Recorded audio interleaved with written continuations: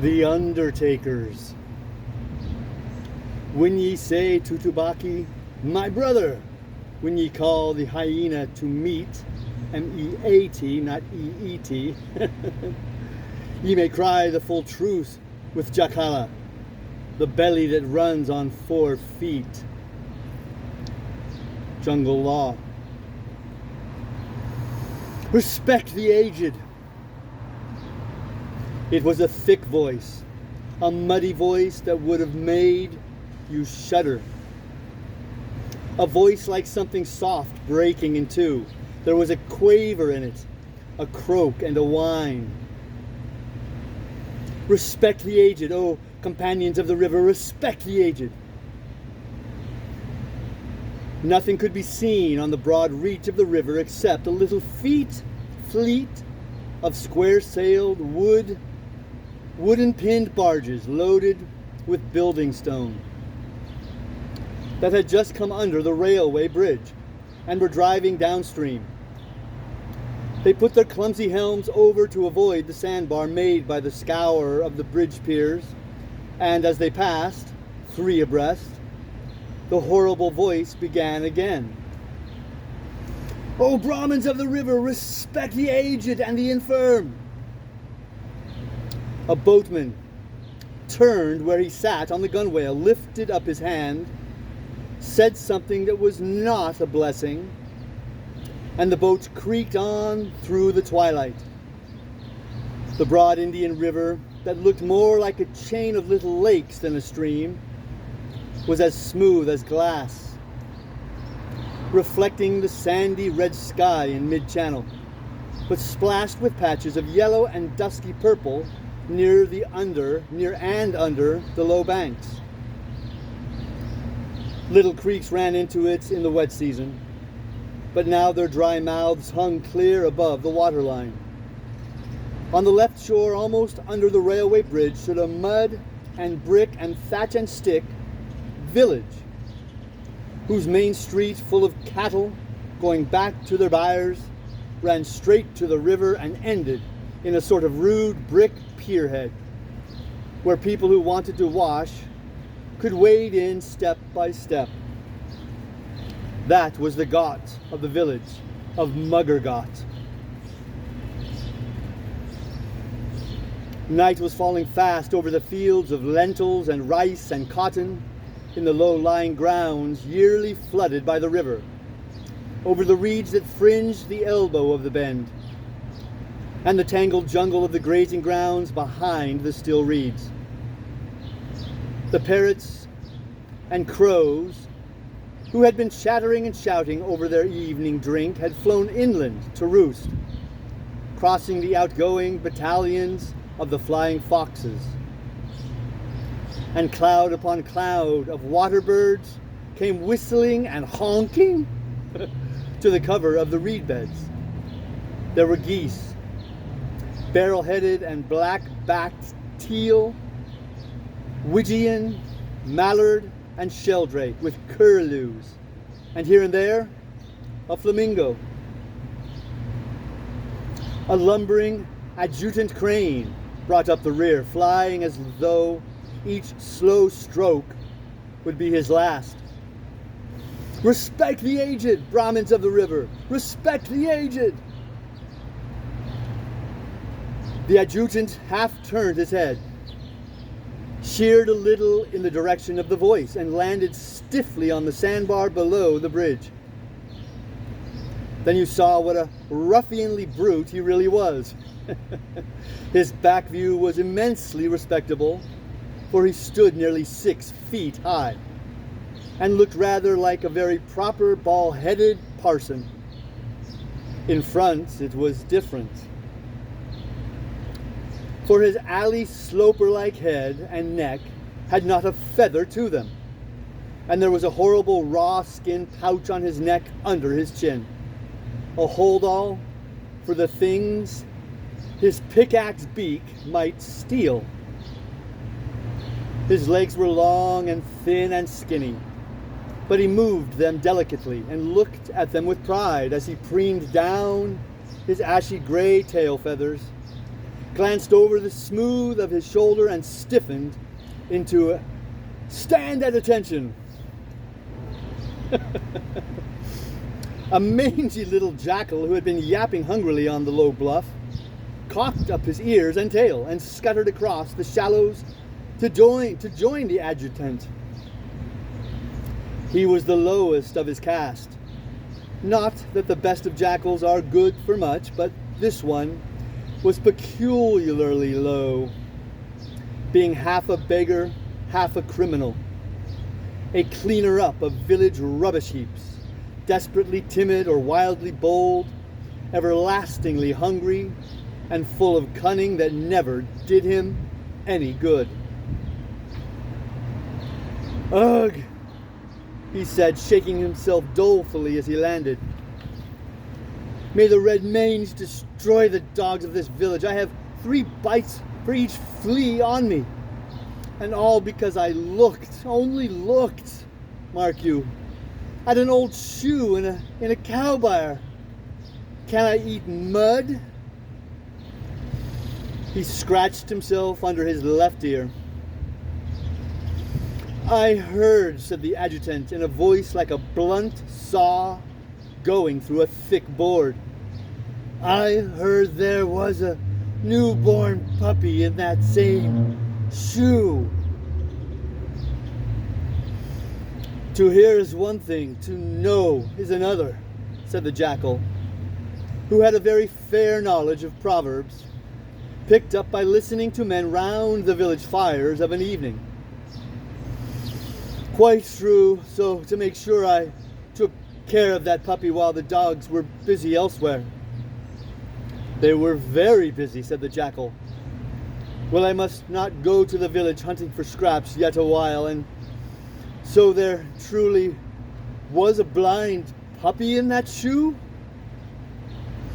"It is here," said the adjutant, squinting over his beak at his full pouch. "A small thing, but acceptable now that charity is dead in the world." "Ahai! The world is iron in these days," wailed the jackal. Then his restless eye caught the least possible ripple on the water, and he went on quickly.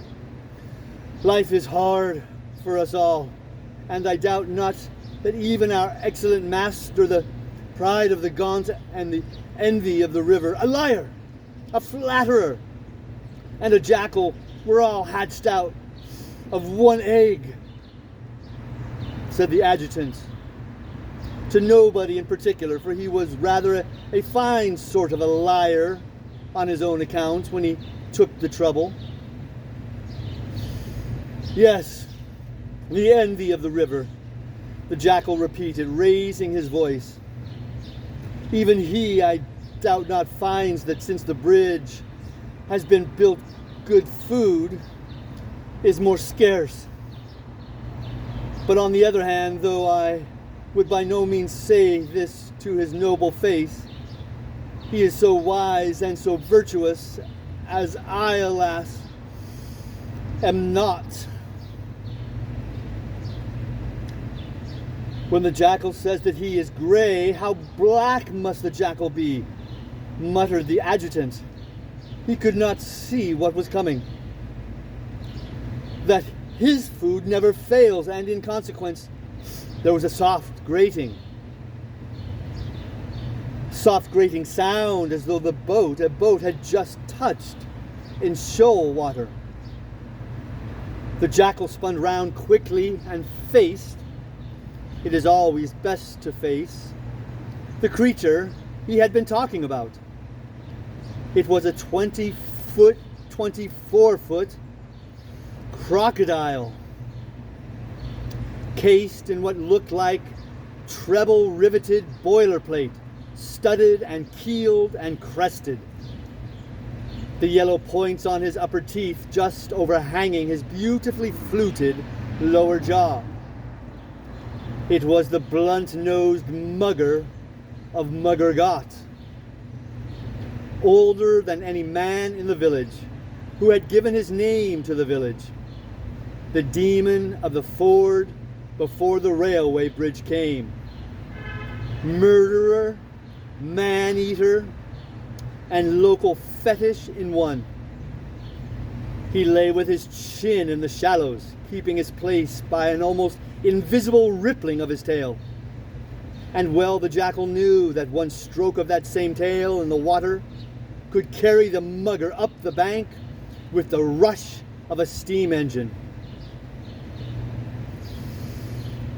Auspiciously met, protector of the poor, he fawned, backing at every word.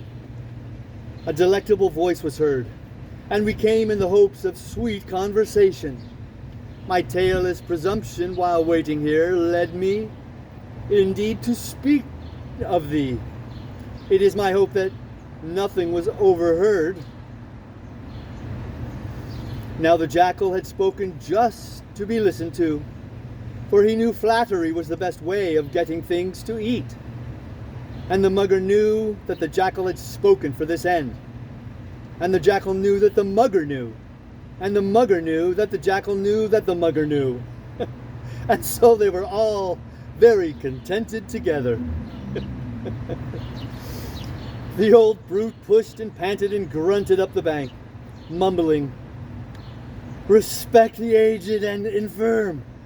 And all the time his little eyes burned like coals under the heavy, horny eyelids on the top of his triangular head, as he shoved his bloated barrel body along between his crutched legs.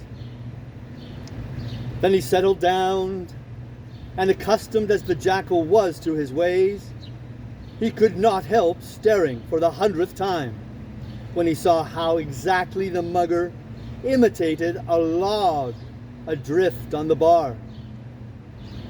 He had even taken pains to lie at the exact angle a naturally stranded log would make with the water, having regard to the current of the season at the time and place. All this was only a matter of habit, of course, because the mugger had come ashore for pleasure. But a crocodile is never quite full, and the jackal had been deceived by the likeness. He would not have lived to philosophize over it.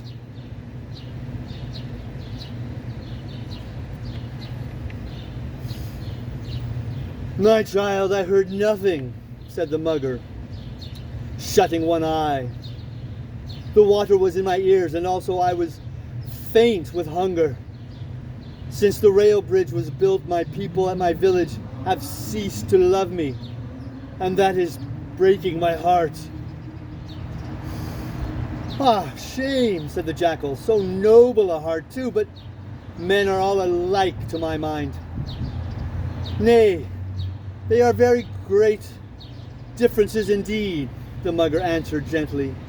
"Some are as lean as boat poles, others again are fat as young jaw dogs. Never would I causelessly revile men. They are of all fashions, but the long years have shown me that, one with another, they are very good, men, women, and children. I have no fault to find with them. And remember, child, he who rebukes the world is rebuked by the world. Flattery is worse than an empty tin can in the belly, but that which we have just heard is wisdom," said the adjutant, bringing down one foot. "Consider, though, their ingratitude to this excellent one," began the jackal tenderly. "Nay, nay, not ingratitude," the mugger said. "They do not think for others. That is all. But I have noticed, lying at my station below the ford, that the stairs of the new bridge are cruelly hard to climb, both for old people and young children. The old, indeed, are not so worthy of consideration, but I am truly grieved on account of the small, fat children. Still, I think in a little while, when the newness of the bridge has worn away, We shall see my people's bare brown legs bravely splashing through the ford as before. Then the old mugger will be honored again. But surely I saw marigold wreaths floating off the edge of the Ghat only this noon, said the adjutant. Marigold wreaths are a sign of reverence all India over. An error, an error. It was the wife of the sweetmeat seller. She loses her eyesight year by year and cannot tell a log from me, the mugger of the Ghat. I saw the mistake when she threw the garland, for I was lying at the very foot of the Ghat, and had she taken another step, I might have shown her some little difference. Yet she meant well, and we must consider the spirit of the offering. What profit are marigold wreaths when one is on the rubbish heap? Said the jackal, hunting for fleas, but keeping one wary eye on his protector of the poor.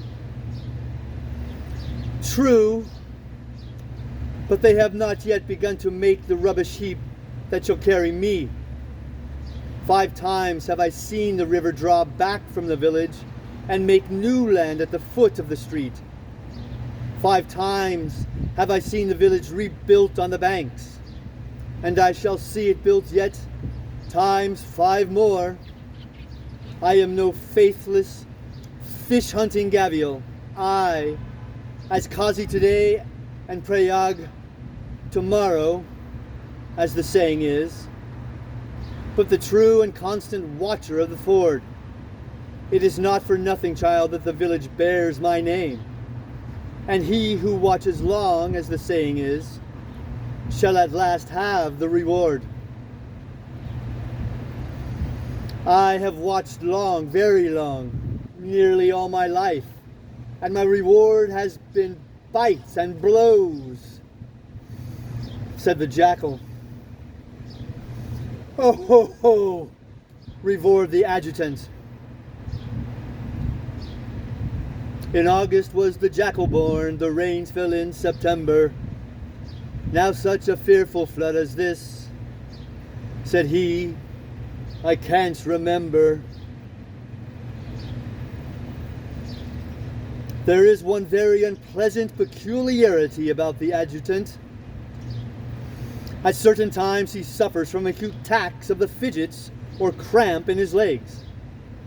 And though he is more virtuous to behold than any of the cranes, who are all immensely respectable, he flies off into wild, cripple-stilt war dances, half opening his wings and bobbing his bald head up and down, while for reasons best known to himself he is very careful to time his worst attacks with his nastiest remarks. At the last word of his song he came to attention again, 10 times adjutanter than before. The jackal winced. Though he was full 3 seasons old, but one cannot resent an insult from a person with a beak a yard long, and the power of driving it like a javelin. The adjutant was a most notorious coward, but the jackal was worse. We must live before we can learn, said the mugger. And there is this to say. Little jackals are very common, child, but such a mugger as I am is not common. For all that I am not proud, since pride is destruction. But take notice, it is fate, and against his fate no one who swims or walks or runs should say anything at all. I am well contented with fate. With good luck, a keen eye, and the custom of considering whether a creek or a backwater has an outlet to it ere you ascend, much may be done. Once I heard that even the protector of the poor made a mistake, said the jackal viciously. True, but there my fate helped me. It was before I had come to my full growth, before the last famine, but 3, by the right and the left of the Gunga. How full the streams used to be in those days. Yes, I was young and unthinking, and when the flood came, who was I so pleased as I? A little made me very happy then. The village was deep in flood, and I swam above the ghats and went far inland up to the rice fields, and they were deep in good mud. I remember also a pair of bracelets, glass they were, and troubled me not a little, but I found that evening yet glass bracelets, and if my memory serves me well, a shoe. I should have taken off both shoes, but I was hungry. I learned better later. Yes, and so I fed and rested me, but when I was ready to go up to the river again, the flood had fallen, and I walked through the mud of the main street. Who but I? Came out all my people, priests and women and children, and I looked upon them with benevolence. The mud is not a good place to fight in, said a boatman. Get axes and kill him, for he is the mugger of the ford. Not so, said the Brahmin. Look, he is driving the flood before him. He is the godling of the village. Then they threw me many flowers at me, and my happy thought, one let a goat across the road. How good, how very good is goat, said the jackal. Hairy, too hairy, and when found in the water more than likely to hide a cross-shaped hook. But that goat I accepted, and went down to the ghat in great honor. Later my fate sent me the boatman who had desired to cut off my tail with an axe. His boat grounded upon an old shoal, which you would not remember. We are not all jackals here, said the adjutant. Was it the shoal made where the stone boats sank in the year of the great drought? A long shoal that lasted 3 floods? There were 2, said the mugger, an upper and a lower shoal.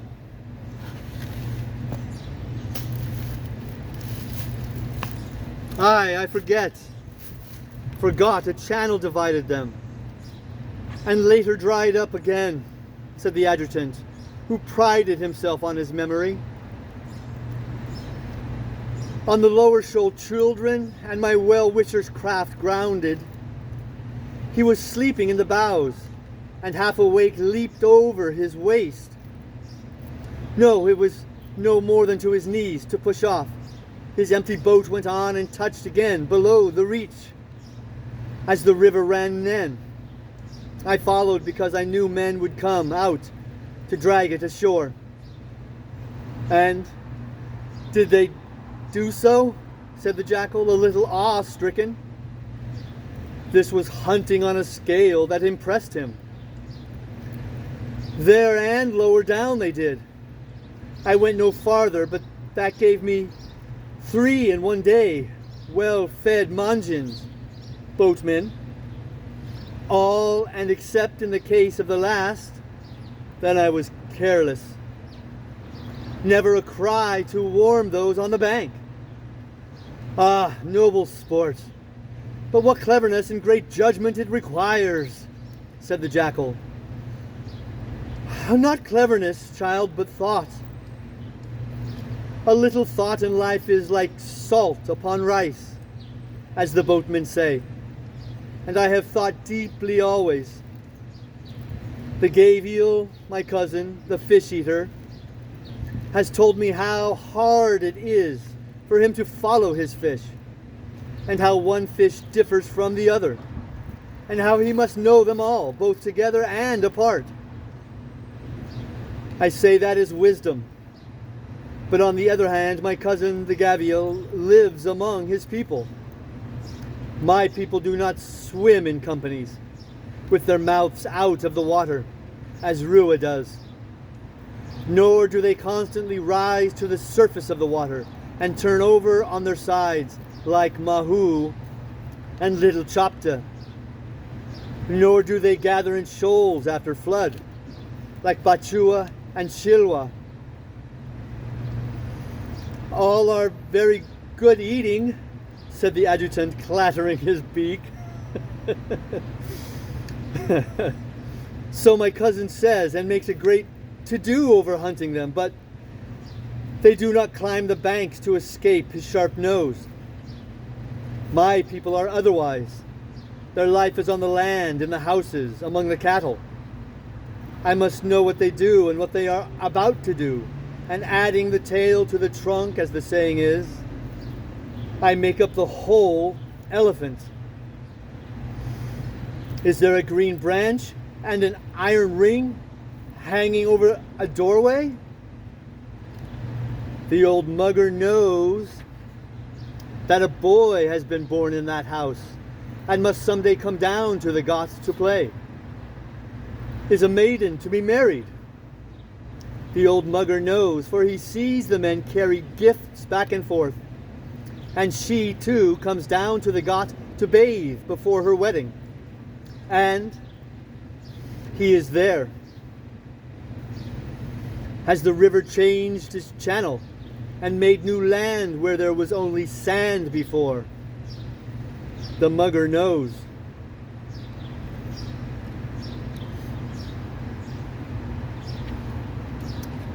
Now,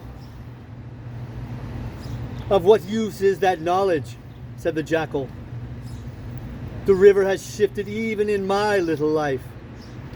Indian rivers are nearly always moving about in their beds, and will shift sometimes as much as 2 or 3 miles in a season, drowning the fields on one bank and spreading good silt on the other.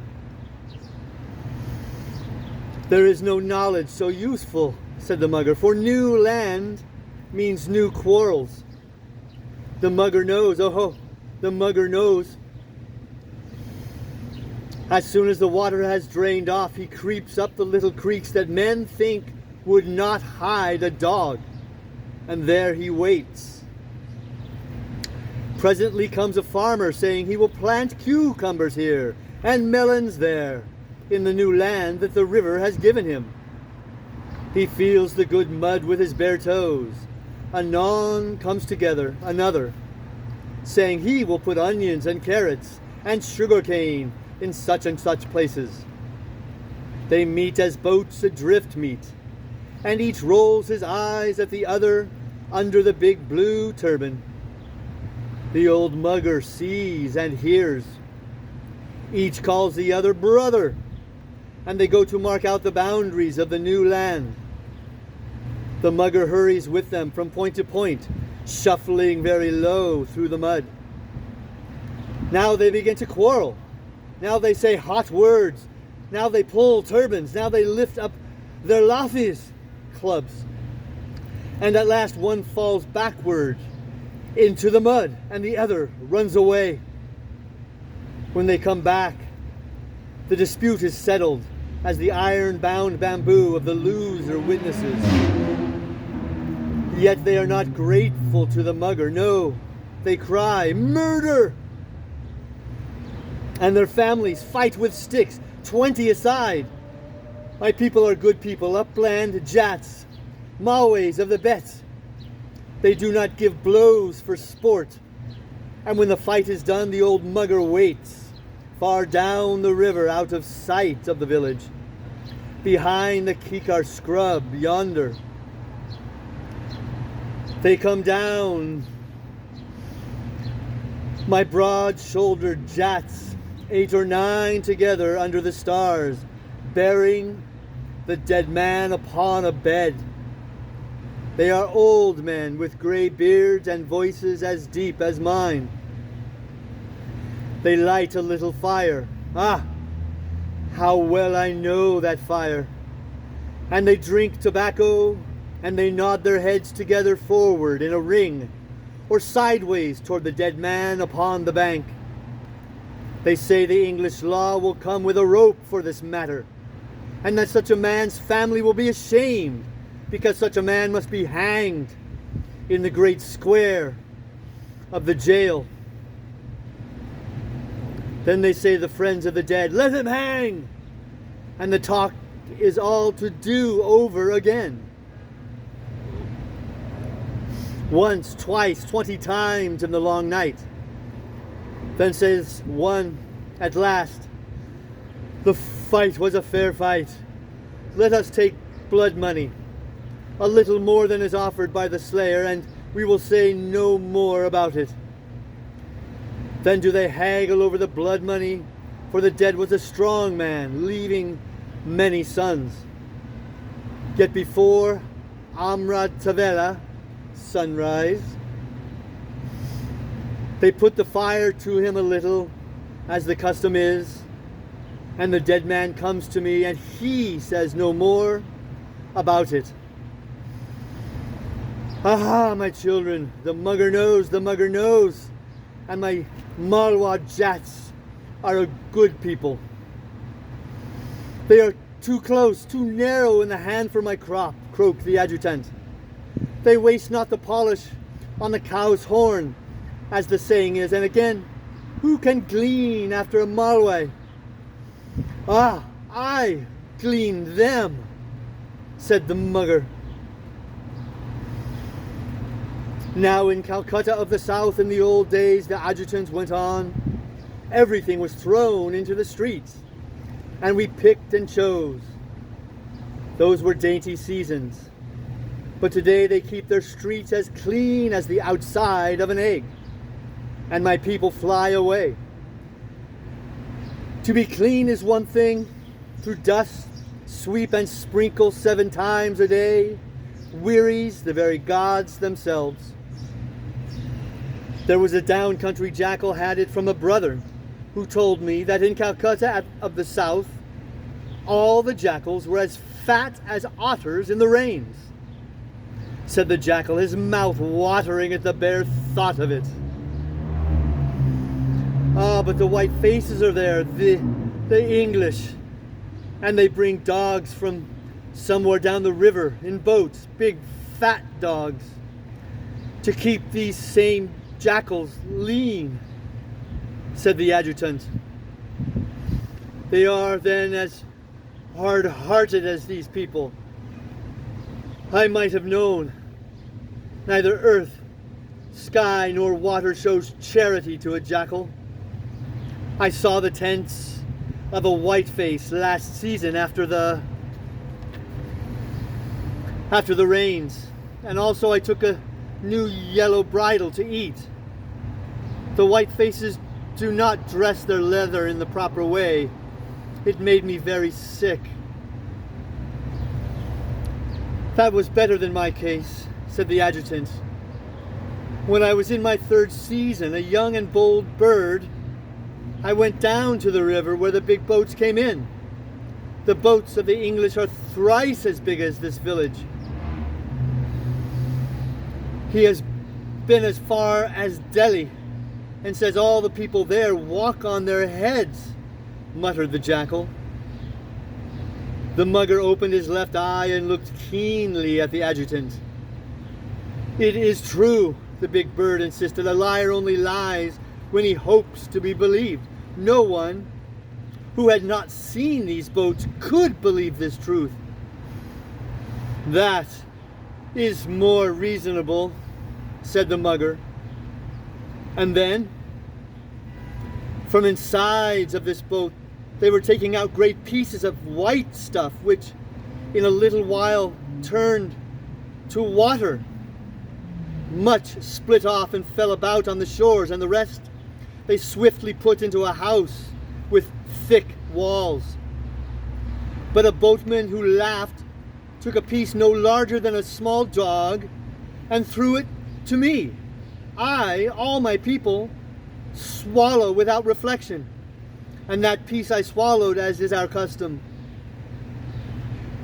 Immediately I was afflicted with an excessive cold, which beginning in my crop ran down to the extreme end of my toes, and deprived me even of speech, while the boatmen laughed at me. Never have I felt such cold. I danced in my grief and amazement till I could recover my breath, and then I danced and cried out against the falseness of this world, and the boatmen derided me till they fell down.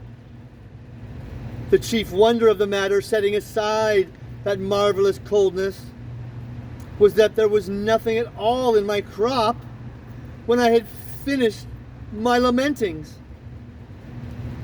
The adjutant had done his very best to describe his feelings after swallowing a 7-pound lump of Wenham Lake ice off an American ice ship in the days before Calcutta made her ice by machinery. But as he did not know what ice was, and as the mugger and the jackal knew rather less, the tale missed fire. "Anything," said the mugger, shutting his left eye again. "Anything is possible that comes out of a boat thrice the size of Mugger Gotts. My village is not a small one."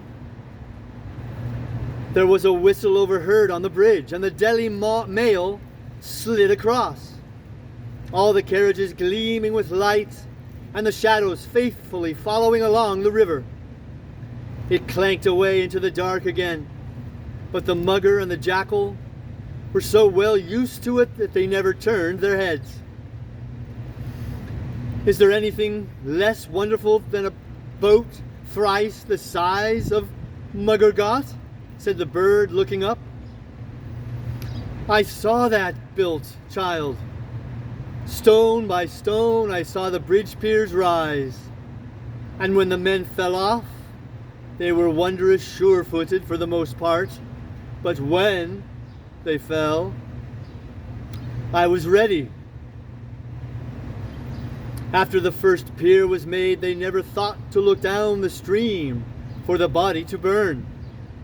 There again I saved much trouble. There was nothing strange in the building of the bridge," said the mugger.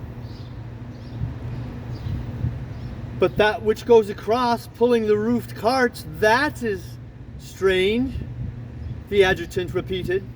"It is, past any doubt, a new breed of bullock. Some day it will not be able to keep its foothold up yonder, and will fall as the men did. The old mugger will then be ready."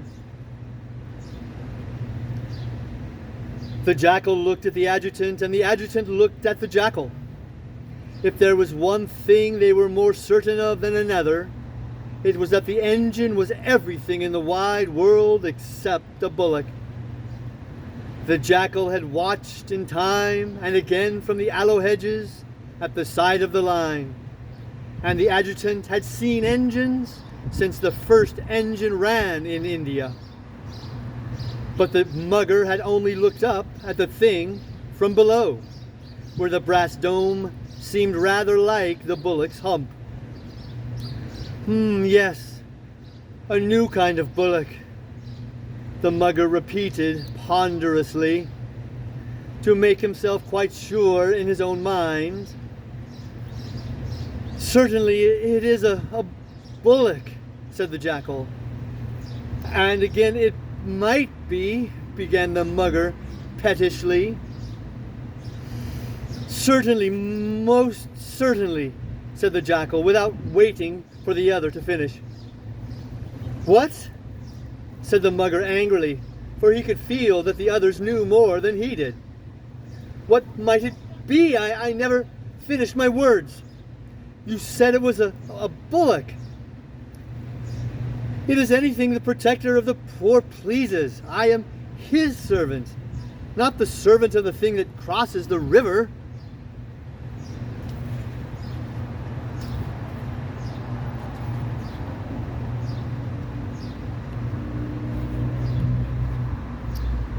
Whatever it is white-face work, said the adjutant. And for my part, I would not lie out upon a place so near to it as this bar. You do not know the English as I do, said the mugger. There was a white face here when the bridge was built, and he would take a boat in the evenings and shuffle with his feet on the bottom boards and whisper, "Is he here? Is he there? Bring me my gun." I could hear him before I could see him. Each sound that he made, creaking and puffing and rattling his gun up and down the river. As surely as I picked up one of his workmen and thus saved great charges in wood for the burning, so surely would he come down to the Ghat and shout in a loud voice that he would hunt me, and rid the river of me, the mugger of Mugger Ghat.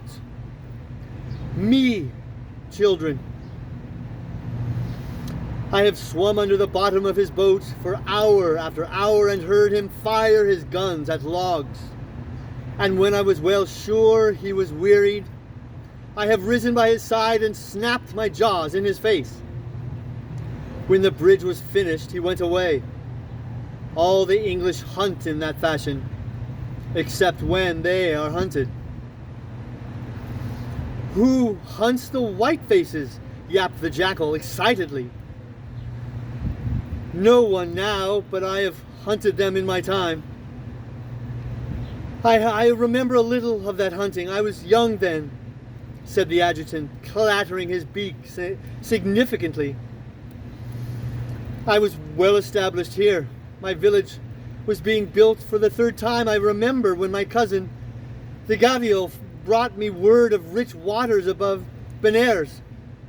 At first I would not go, for my cousin, who is a fish eater, does not always know the good from the bad. But I heard my people talking in the evenings, and what they said made me certain. And what did they say? The jackal asked. They said enough to make me, the mugger of Mugger Ghat, leave water and take to my feet.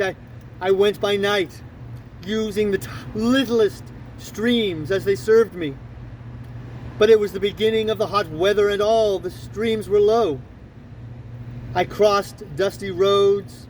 I went through all tall grass. I climbed hills in the moonlight. Even rocks did I climb. Children, consider this well. I crossed the tail of Sirhind the waterless.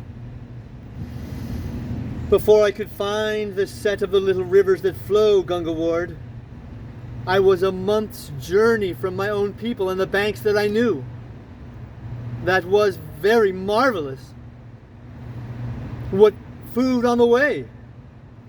Said the jackal, who kept his soul in his little stomach and was not a bit impressed by the mugger's land travels. That which I could find, cousin, said the mugger slowly, dragging each word. That which I could find.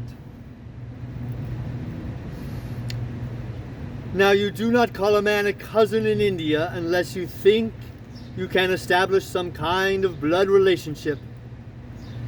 And as it is only in an old fairy tales that the mugger ever marries a jackal, the jackal knew for what reason he had been suddenly lifted into the mugger's family circle. If they had been alone, he would not have cared.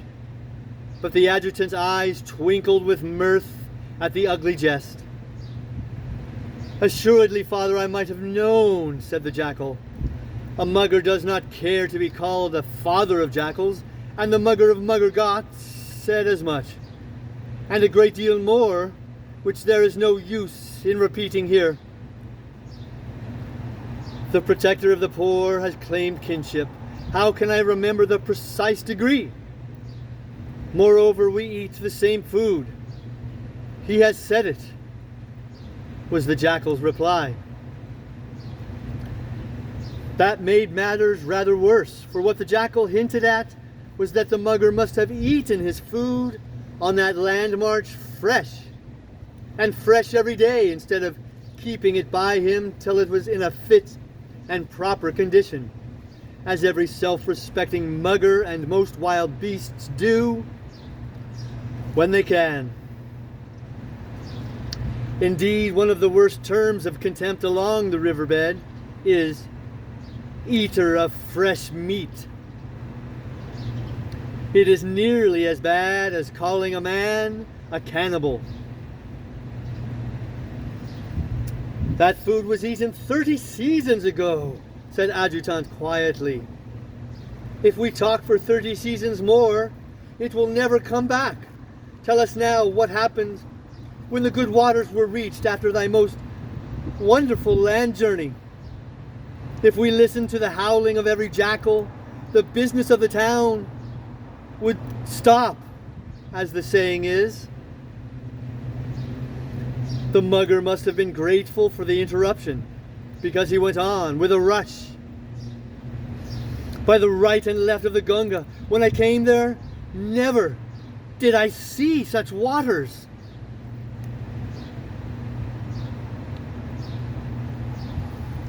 Were they better then than the big flood of last season? Said the jackal.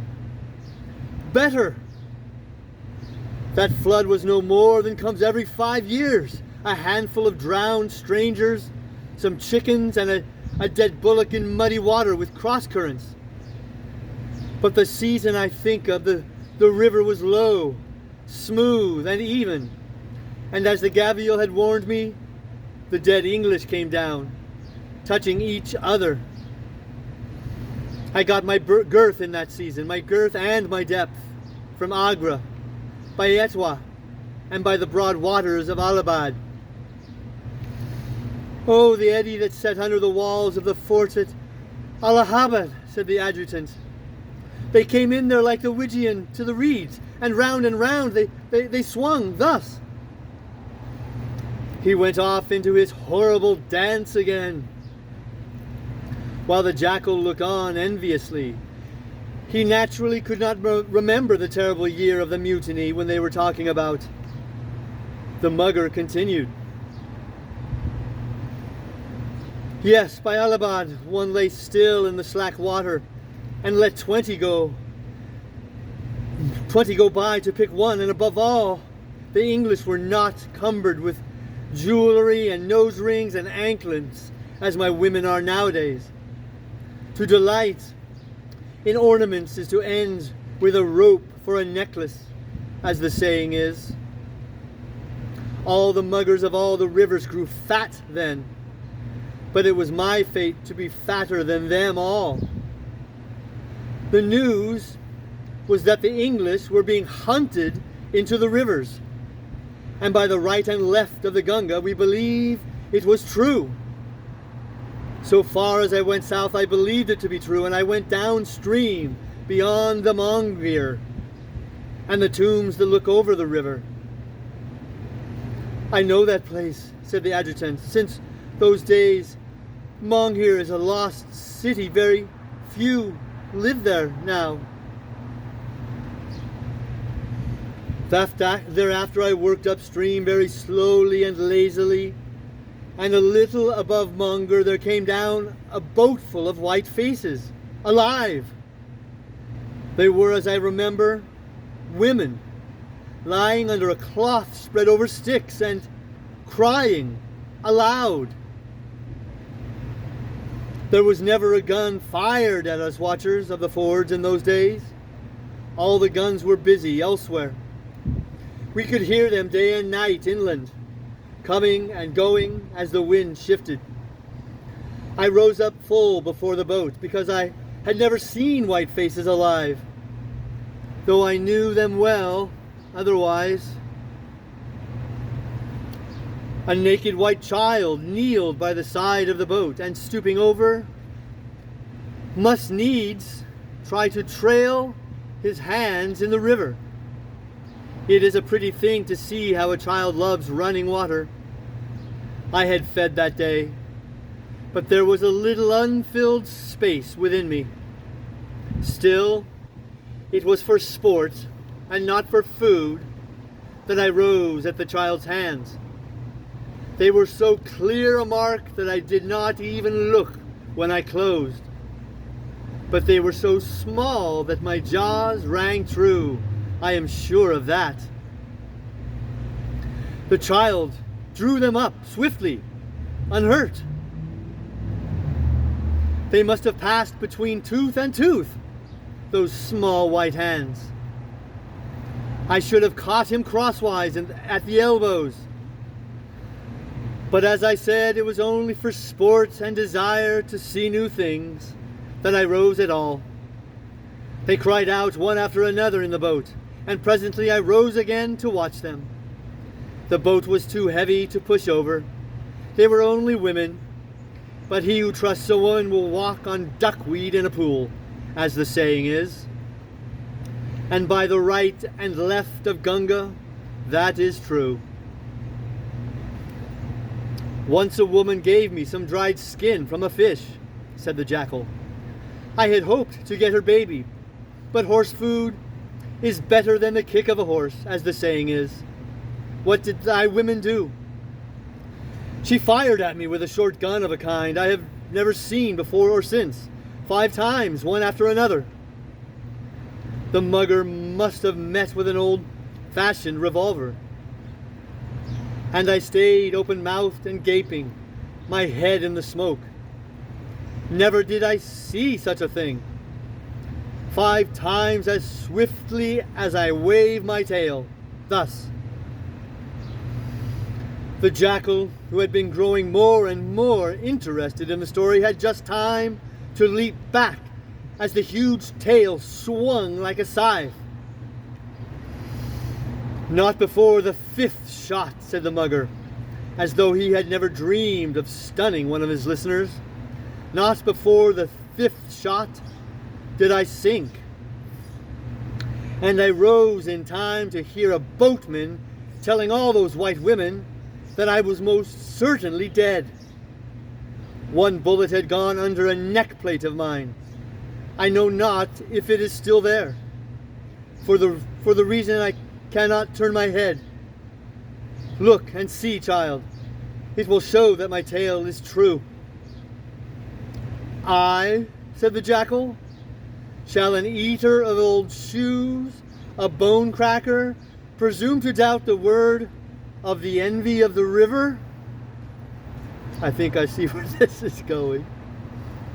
May my tail be bitten off by blind puppies if the shadow of such a thought has crossed my humble mind. The protector of the poor has condescended to inform me, his slave, that once in his life he has been wounded by a woman. That is sufficient, and I will tell the tale to all my children, asking for no proof. Overmuch civility is sometimes no better than overmuch discourtesy. For me, as the saying is, one can choke a guest with curds. I do not desire that any children of thine should know that the mugger of Muggergot took his only wound from a woman. They will have much else to think of if they get their meat as miserably as does their father. It is forgotten long ago. It was never said. There never was a white woman. There was no boat. Nothing whatever happened at all. The jackal waved his brush to show how completely everything was wiped out of his memory, and sat down with an air. Indeed, very many things happened, said the mugger, beaten in his second attempt that night to get the better of his friend. Neither bore malice, however. Eat and be eaten was the fair law of the river, and the jackal came in for his share of the plunder when the mugger had finished a meal. I left that boat and went upstream, and when I had reached Arrah and the backwaters behind it, there were no more dead English. The river was empty for a while. Then came 1 or 2 dead in red coats, not English, but of one kind all, Hindus and poor Bias. then 5 and 6 abreast, and at last, from the Ara and the north beyond Agra, it was as though the whole village had walked into the water. They came out of little creeks one after another, as the logs come down in the rains. When the river rose, they rose also in companies from the shoals they had rested upon. And the falling flood dragged them with it across the fields and through the jungle by the long hair. All night too, going north, I heard the guns, and by day the shod feet of men crossing fords, and that noise with a heavy cartwheel makes on sand under water. And every ripple brought more dead. At last even I was afraid, for I said, if this thing happens to men, how shall the mugger of Muggergot escape? There were boats too that came up behind me without sails, burning continually as the cotton boats sometimes burn, but never sinking. Ah, said the adjutant, boats like those come up to Calcutta of the south. They are tall and black. They beat up the water behind them with a tail, and they are thrice as big as my village. My boats were low and white. They beat up the water on either side of them, and were no larger than the boats of one who speaks truth should be. They made me very afraid, and I left water and went back to this, my river, hiding by day and walking by night, when I could not find little streams to help me. I came to my village again, but I did not hope to see any of my people there. Yet they were plowing and sowing and reaping and going to and fro in their fields and quietly as their own cattle. Was there still good food in the river? Said the jackal. More than I had any desire for, even I, and I do not eat mud.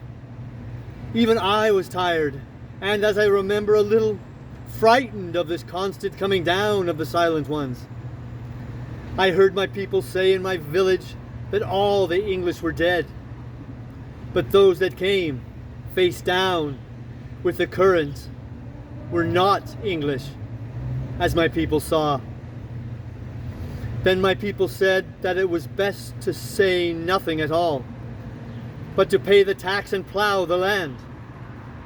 After a long time the river cleared, and those that came down it had been nearly drowned by the floods, as I could well see. And though it was not so easy then to get food, I was heartily glad. A little killing here and there is no bad thing, but even the mugger is sometimes satisfied, as the saying is. Marvelous, most truly marvelous, said the jackal. I am becoming fat through merely hearing about so much good eating. And afterward that, what, if it be permitted to ask, did the protector of the poor do? I said to myself, and by the right and left of Gunga, I locked my jaws on that vow. I said I would never go roving any more. So I lived by the Ghats, very close to my own people, and I watched over them year after year, and they loved me so much that they threw marigold wreaths at my head whenever they saw it lift. Yes, and my fate has been very kind to me, and all the river is good enough to respect my poor and infirm presence only. No one is all happy from his beak to his tail, said the adjutant sympathetically. What does the mugger of the Muggergot need more? That little white child which I did not get, said the mugger with a deep sigh. He was very small, but I have not forgotten. I am aged now, but before I die it is my desire to try one new thing. It is true they are heavy-footed, noisy and foolish people, and the sport would be small, but I remember the old days above Benares, and if the child lives, he will remember still. It may be he goes up and down the bank of some river, telling how he once passed his hands between the teeth of the mugger of Muggergot, and lived to make a tale of it. My fate has been very kind, but that plagues me sometimes in my dreams. The thought of the little white child in the bows of that boat. He yawned and closed his eyes, and now I will rest and think. Keep silent, my children, and respect the aged. He turned stiffly and shuffled to the top of the sandbar, while the jackal drew back with the adjutant to the shelter of the tree stranded on the end nearest the railway bridge. That was a pleasant and profitable life, he grinned, looking up inquiringly at the bird who towered above him. And not once, mark you, did he think fit to tell me where a morsel might have been left lying along the banks. Yet I have told him 100 times of good things wallowing downstream. How true is the saying, all the world forgets the jackal and the barber when the news has been told. Now he is going to sleep. Hurrah! How can a jackal hunt with a mugger? Said the adjutant coolly. Big thief and little thief, it is easy to say who gets the pickings. The jackal turned, whining impatiently, and was going to curl himself up under the tree trunk, when suddenly he cowered and looked up through the draggled branches at the bridge almost above his head. What now? Said the adjutant, opening one wing uneasily. Wait till we see. The wind blows from us to them, but they are not looking for us, those two men. Men, is it, sir? My office protects me. All India knows I am holy. The adjutant, being first-class scavenger, is allowed to go where he pleases, and so this one never flinched. I am not worth a blow from anything better than an old shoe, said the jackal, and listened again. Hark to that footfall, he went on. That is no country leather, but the shod foot of a whiteface. Listen again. Iron hits iron up there. It is a gun. Friend, those heavy-footed, foolish English are coming to speak with the mugger. Warn him then. He is called protector of the poor by someone not unlike a starving jackal, but a little time ago. Let my cousin protect his own hide. He has told me again and again there is nothing to fear from the white faces. They must be white faces. Not a villager of Muggergot would dare to come after him. See, I said it was a gun. Now, with good luck, we shall feed before daylight.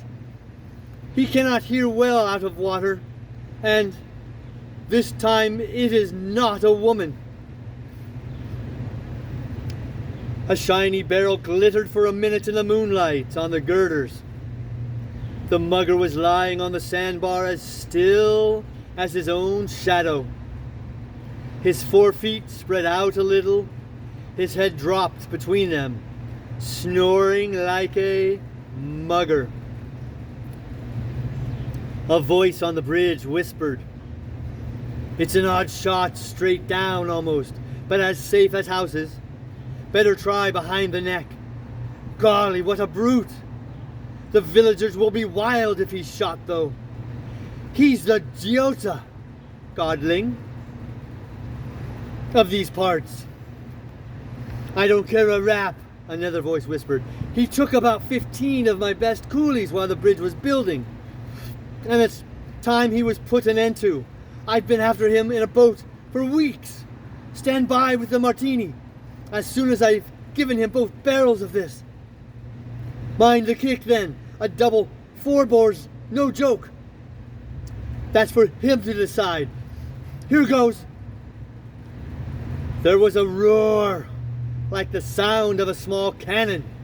The biggest sort of elephant rifle is not very different from some artillery. And a double streak of flame followed by the stinging crack of a martini whose long bullet makes nothing of a crocodile's plates. But the explosive bullets did not work. One of them struck just behind the mugger's neck, a hand's breadth to the left of the backbone, while the other burst a little lower down, at the beginning of the tail. In 99 cases out of 100, a mortally wounded crocodile can scramble off for deep water and get away. But the mugger of the Mugger Ghaut was literally broken into 3 pieces. He hardly moved his head before the life went out of him, and he lay as flat as the jackal. "Thunder and lightning, lightning and thunder," said that miserable little beast. "Has the thing that pulls the covered carts over the bridge tumbled at last?" "It is no more than a gun," said Adjutant, though his very tail feathers quivering. "Nothing more than a gun. He is certainly dead. Here come the white faces." The 2 Englishmen had hurried down from the bridge and across to the sandbar, where they stood admiring the length of the mugger. Then a native with an axe cut off the big head, and 4 men dragged it across the spit. "The last time that I had my hand in Mugger's mouth," said one of the Englishmen, stooping down. He was the man who had built the bridge. "It was when I was about 5 years old, coming down the river by boat to Mongir. I was a mutiny baby, as they call it. Poor mother was in the boat, too, and she often told me how she fired Dad's old pistol at the beast's head. Well, you've certainly had your revenge on the chief of the clan, even if the gun has made your nose bleed. Hi, you boatmen! Haul that head up the bank and we'll boil it for the skull. The skin's too knocked about to keep. Come along to bed now. This was worth sitting up all night for, wasn't it?" Curiously enough, the jackal and the adjutant made the very same remark not 3 minutes after the men had left.